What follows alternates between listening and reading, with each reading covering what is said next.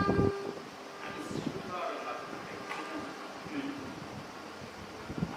हुआ मोरा ऐसे लगेगा देखिए हा थिन था थिन था थिन था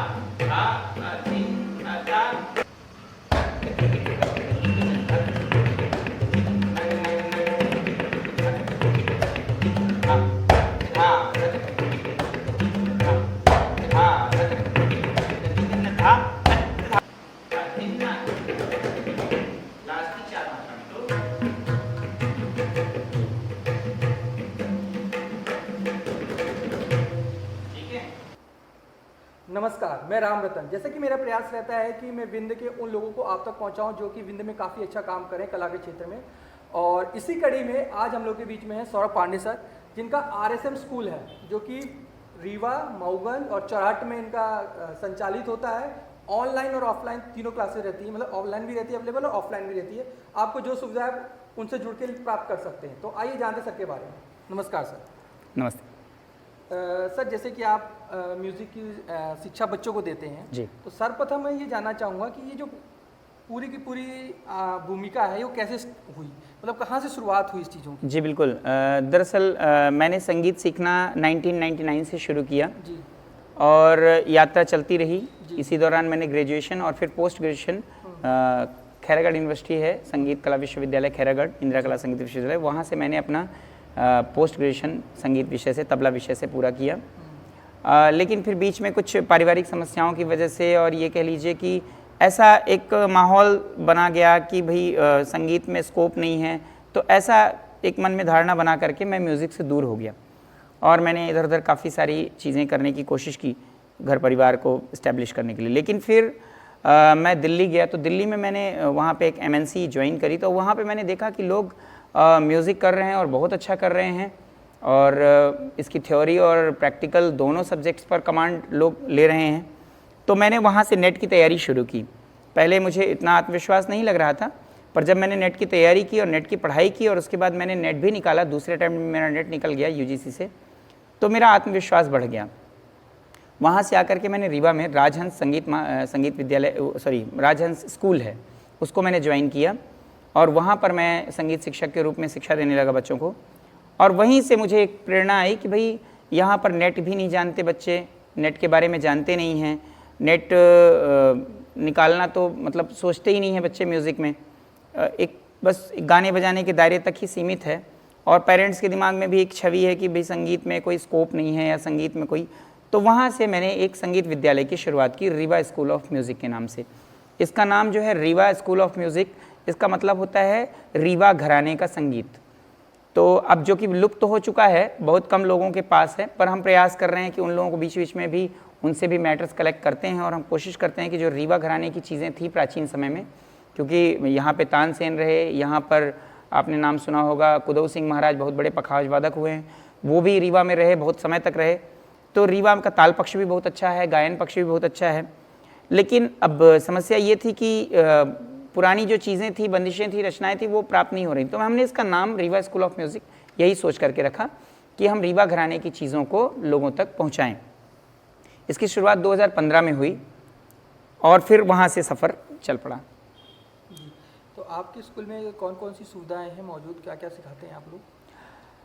वर्तमान में हमारे स्कूल में गिटार की शिक्षा, तबले की शिक्षा, गायन की शिक्षा, कथक की शिक्षा, कीबोर्ड की शिक्षा, ढोलक की शिक्षा, ये सारी चीज़ें हम बच्चों को प्रोवाइड कर रहे हैं। सबके अपने अपने स्पेशलिस्ट टीचर हैं और सब टीचर्स अपने अपने सब्जेक्ट के माहिर लोग हैं और उनके थ्रू हम प्रोफेशनल ढंग से और गुरु शिष्य परंपरा को फॉलो करते हुए शिक्षा को आगे बढ़ा रहे हैं।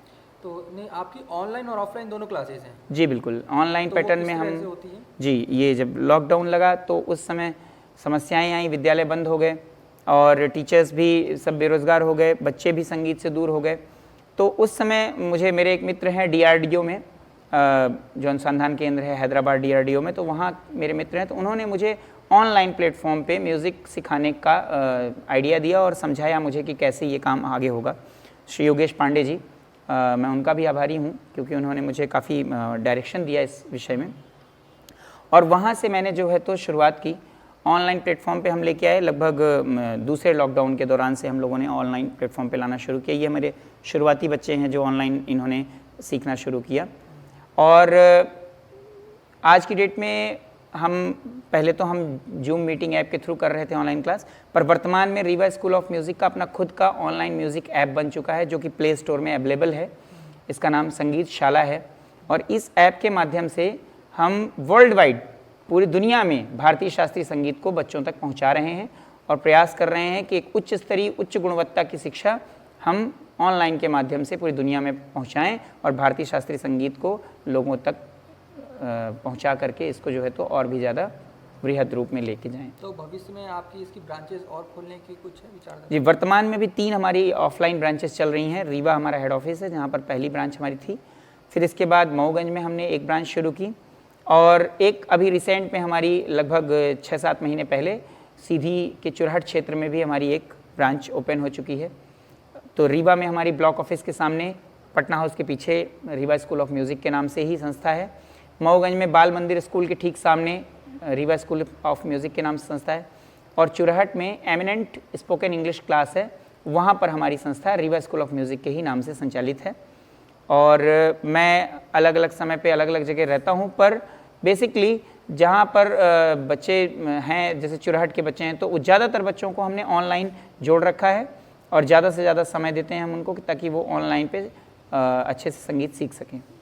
अच्छा, आपने ये बताया कि लोगों को अभी इसमें कैरियर के बारे में ज़्यादा ज्ञान नहीं है जी म्यूज़िक क्षेत्र में, क्योंकि हर कोई कुछ ना कुछ सीखना चाहता है, तो थोड़ा सा इसका विस्तार से बताएंगे कि इसमें कैसे करियर बनाया जा सकता है? जी बिल्कुल बिल्कुल। इसमें एक आम धारणा ये है कि जो है संगीत से रोज़ी रोटी नहीं चल सकती, तो ऐसी कोई बात नहीं है। मैं बच्चों को भी हमेशा कहता हूँ कि अगर आप करियर के रूप में संगीत लेना चाहते हैं तो शुरू से विज़न क्लियर रखिए और अपने टीचर्स को, अपने गुरुओं को ये बताइए कि हम सर संगीत को करियर के रूप में लेना चाहते हैं। ऐसी स्थिति में क्या होगा कि टीचर भी ये समझ के चलेगा कि भाई हमें इन्हें बहुत ही गंभीरता के साथ चीज़ें सिखानी होंगी, क्योंकि ये भविष्य में शिक्षक बनने वाले हैं या परफॉर्मर बनने वाले हैं या आर्टिस्ट बनने वाले हैं। आर्टिस्ट बनने के लिए अब तो हमारे पास प्रयाग संगीत समिति से 6 साल तक का डिप्लोमा कोर्स है, वो कोर्स शुरू करेंगे बच्चे। उस कोर्स को करने के बाद आप कॉलेज में पहुंचते हैं तो वहाँ पर ग्रेजुएशन में आप एक डिग्री मिल जाएगी। ग्रेजुएशन भी संगीत विषय से हो रहा है तो वहाँ पर भी आपको डिग्री मिल जाएगी। साथ ही एमए करने के लिए भी बहुत सारे संस्थान हैं। अब तो मध्य प्रदेश की अपनी खुद की संगीत कला यूनिवर्सिटी हो चुकी है। राजा मानसिंह तोमर संगीत कला विश्वविद्यालय 2007 में इसकी स्थापना की गई। पहले भी मध्य प्रदेश एकमात्र ऐसा राज्य था भारत का जिसके पास अपना विश्वविद्यालय हुआ करता था, छत्तीसगढ़ के बंटवारे के पहले, जो कि छत्तीसगढ़ डिवाइडेशन के बाद वो इंदिरा कला संगीत विश्वविद्यालय खैरागढ़ में छत्तीसगढ़ चला गया। तो फिर मध्य प्रदेश सरकार ने 2007 में अपनी खुद की एक और यूनिवर्सिटी स्थापित की राजा मानसिंह तोमर के नाम से, ग्वालियर में। जी बिल्कुल, ग्वालियर में। और इसके अलावा बनारस हो, BHU हो, DU हो, दिल्ली यूनिवर्सिटी हो, लगभग हर विश्वविद्यालय, बड़े विश्वविद्यालय में संगीत विभाग है और संगीत विषय से वहाँ पर डिग्रियाँ प्राप्त हो रही हैं बच्चों को। अच्छी क्वालिटी की एजुकेशन गुरु शिष्य परंपरा में ही ली जा सकती है। तो शिक्षा शैक्षणिक संस्थानों में जाने के साथ साथ, डिग्रियां लेने के साथ साथ बच्चों को गुरु शिष्य परंपरा में गुरुओं के पास जा कर के भी अच्छी शिक्षा प्राप्त करने का प्रयास करना चाहिए।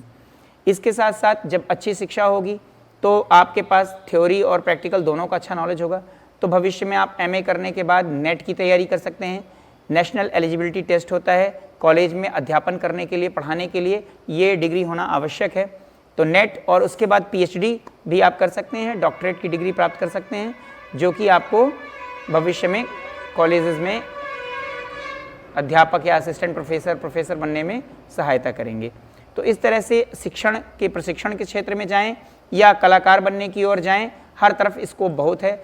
आकाशवाणी है, दूरदर्शन है हमारे यहाँ, आजकल तो प्राइवेट चैनल बहुत हो चुके हैं, म्यूज़िक चैनल हो गए हैं, म्यूज़िक कंपनियाँ हो गई हैं, सारेगामापा से लेके छोटे छोटे आइडल शो हो रहे हैं। तो ये शोज़ भी इंटरनेशनल प्लेटफॉर्म प्रोवाइड कर रहे हैं। तो अगर आप में टैलेंट है, मेहनत करने का मद्दा है, तो आपको इधर भी काफ़ी स्कोप मिलेगा। इसके अलावा इंडस्ट्री में भी बहुत है, आप अपने एल्बम लॉन्च कर सकते हैं। आज की डेट में तो यूट्यूब इतना अच्छा माध्यम है, अगर आप टैलेंटेड हैं तो आप अपने गुरुओं से सीखिए अच्छा संगीत और अपने प्रतिभा को आप यूट्यूब में भी दिखाइए, वहाँ से आपको विश्व स्तरीय पहचान मिलेगी। सौरभ जी, आपने बहुत अच्छी बात बताई और बहुत सारी नॉलेज की चीज़ें थी जो हमें नहीं पता थी। मैं रीवा स्कूल ऑफ म्यूज़िक की छात्रा हूँ। मेरा नाम पारुल मिश्रा है। मैं यहाँ हारमोनियम और गायन सीखती हूँ। मुझे 1 साल हो गए हैं। मुझे यहाँ बहुत अच्छा लगता है। मैं ऑनलाइन क्लास भी लेती हूँ और वहाँ बहुत सारे मतलब इंटरनेशनल भी मतलब पढ़ते हैं मेरे साथ, इंटरनेशनल लोग। मुझे बहुत अच्छा लगता है। Thank you. मेरा नाम सृष्टि द्विवेदी है। मैं Rewa school of music Mauganj से हूँ। मैं यहाँ हारमोनियम और गायन सीखती हूँ। मैं यहाँ करीब 1 साल से सीख रही हूँ, जिसमें सौरभ सर यहाँ हम लोग को शिक्षा देते हैं और भूपेन सर भी काफ़ी अच्छा मतलब ऑनलाइन सिखाते हैं। और यहाँ बहुत सारे बच्चे अपनी प्रस्तुति देते रहते हैं और हम लोग यहाँ बहुत ही मन से सीखते हैं और हम लोग को यहाँ बहुत अच्छा लगता है। यहाँ ऑफलाइन और ऑनलाइन दोनों क्लासें उपलब्ध हैं, जिसमें हमें सीखने में बहुत ही आसानी होती है और हम अपना ध्यान पूरा ऑनलाइन में देकर वहाँ पे अच्छे से सीख सकते हैं। Thank you. मेरा नाम शिवानी द्विवेदी है। मैं गुरेटा में रहती हूँ और यहाँ सर की स्कूल रीवा में भी है, मऊगंज में भी है और ये जान के बहुत अच्छा लगा जब स्कूल म्यूज़िक क्लास खुल गई और लॉकडाउन में भी ऑनलाइन क्लास मिलती थी, जिसके कारण हम लोग को कोई भी असुविधा नहीं हुई और बहुत अच्छे से हम लोग सीखते थे। सब कुछ पता चलता था। हारमोनियम भी सीखते थे, संगीत सीखते थे। Thank you. मेरा नाम प्रकाश कुमार जायसवाल है। मैं हनुमाना के पास ढावा गांव से हूं।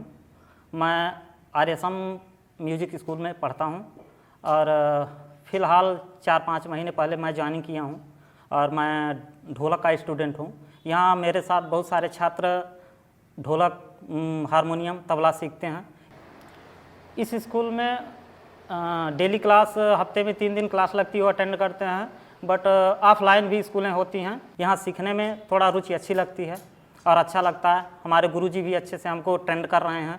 जितना भी टाइम हम दे पा रहे हैं उसमें से काफ़ी हमको इजी सीखने को मिल रहा है और जहाँ तक है उम्मीद रहेगी कि आगे बहुत आगे निकलें, मेहनत करें और गुरु का आशीर्वाद रहेगा मेरे साथ तो हम काफ़ी आगे तक जाएंगे। धन्यवाद। मेरा नाम आशुतोष मिश्रा है। मैं रीवा स्कूल ऑफ म्यूज़िक में का छात्र हूँ। मैं मऊगंज में रहता हूँ। मैं यहाँ पे तबला सीखने आता हूँ। मेरे को बहुत अच्छा लगता है। यहाँ पे ऑनलाइन ऑफलाइन दोनों की सुविधाएं हैं। मेरे को यहाँ के बहुत अच्छा लगता है। यहाँ पे मेरे साथ बहुत सारे लोग छात्र पढ़ते हैं, तबला, हारमोनियम और ढोलक वादक रहते हैं और यहाँ पे बहुत अच्छा लगता है। Thank you. मेरा नाम हरिओम मिश्रा है। मैं आरएसएम का छात्र हूँ और मुझे तबले में बहुत रुचि थी, लेकिन यहाँ पे पहले कोई सुविधा नहीं थी। यहाँ पे रीवा स्कूल ऑफ म्यूज़िक के ऑनर सौरभ सर यहाँ पे मऊगंज में स्कूल खोले हैं, जो कि अभी 1 साल पहले ही खुली है और यहाँ पे मैं स्टार्टिंग से यहाँ का छात्र हूँ और मैं तबला सीखता हूँ। यहाँ पे बहुत सारे बच्चे सीखते हैं मेरे साथ। Sir Saurabh sir offline online दोनों तरह से अच्छे से सिखाते हैं। जितने भी स्टूडेंट ग्रुप में किसी भी रहते हैं उनको पूरा टाइम देते हैं।